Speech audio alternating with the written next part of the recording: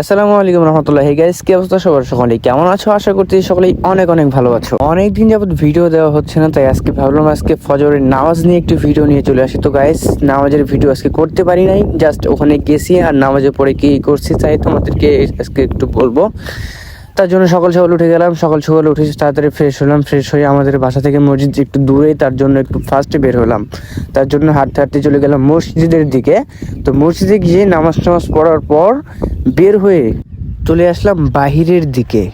Guys কি বলবো, ভোরবেলা নামাজ পড়তে বের হয়েছি তো পুরো কাঁপাই দিচ্ছে শীতে। হ্যাঁ, এমন একটা অবস্থা, মানে কিছু বলার নাই। এটা ফার্স্ট একটা ভিডিও করলাম, করা হয় না তো একটু এক্সপিরিয়েন্স শেয়ার করলাম আপনাদের সাথে। আপনাদের সাথে তো ইসলামিক ভিডিও দেখেন, কাজগুলো তো করেন না, তার জন্য আর কি দিলাম।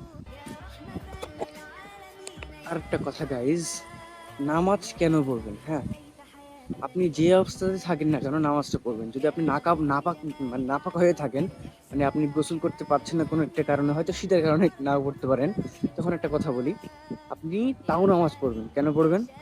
কারণ ওই নামাজ পড়ার কারণে হয়তো আল্লাহ আপনাকে এই জিনিসটা আপনার মাথার মধ্যে ঢুকিয়ে দিবে যে হয়তো আপনি নামাজ পড়ছেন, আমাকে তো নাপাক থেকে পাক হতে হবে, পবিত্র হতে হবে। ওই যে আল্লাহর একটা ভয়, ওই ভয়টা যখন আপনার ভিতরে ঢুকবে তখন আপনি অবশ্যই নামাজ পড়তে বাধ্য হবেন। আর গাইজ, 2 দিন ধরে আমাদের আবহাওয়ার যে অবস্থা সেটা আর কি বলার মতো কিচ্ছু নাই। মানুষ আবহাওয়ার কারণে আরো নামাজ পড়তে হচ্ছে না, তাও সমস্যা নেই, মসজিদে আসার কোনো দরকার নাই আবহাওয়ার কারণে। মানে আপনারা যেটা মনে করছেন, আমি তো বলবো যে ভাই অবশ্যই মসজিদে আসবেন। হ্যাঁ, তো আপনারা এক কাজ করবেন, মসজিদে না আসলেও বাসাতে পড়বেন। সো গাইজ, আজকের ভিডিও এই পর্যন্তই। সকলে ভালো থাকবেন। আসসালামু আলাইকুম, দেখা হচ্ছে নেক্সট ভিডিও।